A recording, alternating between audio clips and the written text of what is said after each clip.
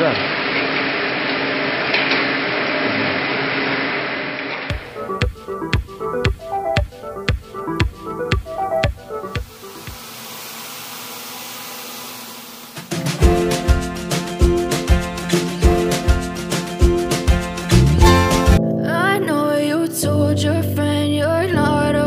हाम्रो च्यानल हेर्नुहुने आदरणीय दर्शकहरुमा नमस्कार।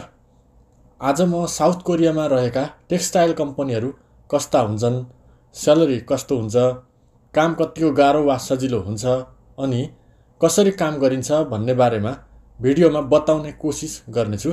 साथै काम गर्दै गरेको भिडियो समेत प्रस्तुत गर्नेछु। आउनुहोस् भिडियो सुरु गरौँ।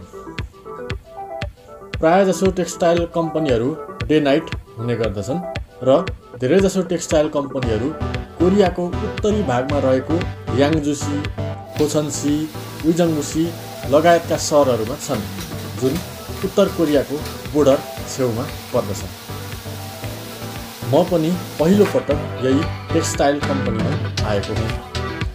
आउने बित्तिकै सुरुमा धागोहरु धेरै देखेर कस्तो अनौठो लाग्ने हुन्छ।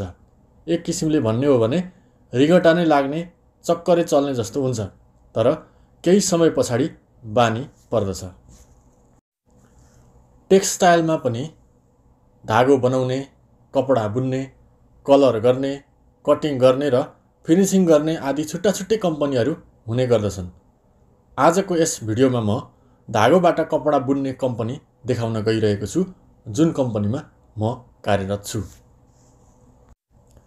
यस्ता कम्पनीहरुमा दैनिक 8 देखि 10 किलोमिटरसम्म हिँड्नुपर्ने हुन्छ, किनभने मेसिनहरु धेरैवटा हुन्छन् र फराकिलो क्षेत्रफलमा अवस्थित हुन्छन् अनि एक पटकमा कपडा काटिसकेपछि 2-3 घण्टाको फरकमा कपडा निस्किने भएकोले थोरै मान्छेले धेरै मेसिन अपरेट गर्नुपर्ने हुन्छ।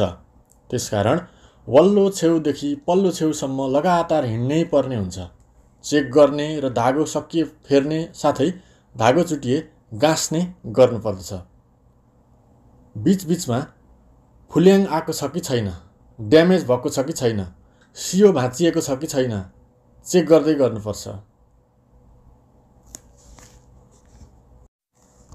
कपडा प्राय 18 देखि 25 किलोसम्मको बन्डेलमा बनाइन्छ, जुन काटिसके पछाडि जोखेर मार्किङ गरी प्लास्टिकमा प्याकिङ गरिन्छ।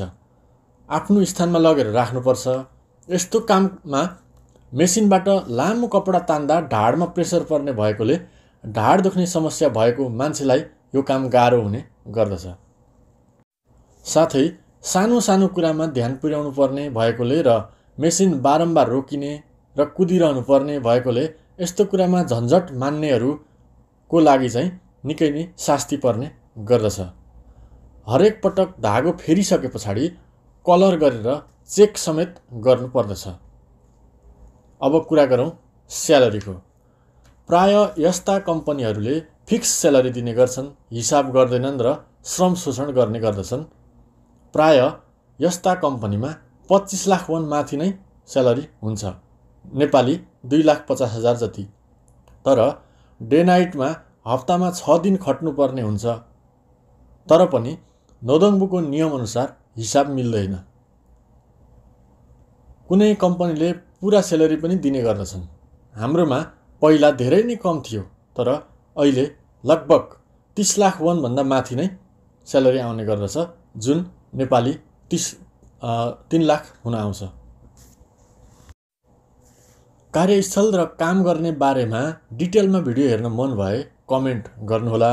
म आगामी दिनमा अझ डिटेलमा भिडियो बनाउने कोसिस गर्नेछु। भिडियो हेरिदिनु भएकोमा धन्यवाद।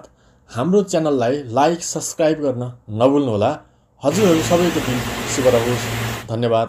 नमस्कार।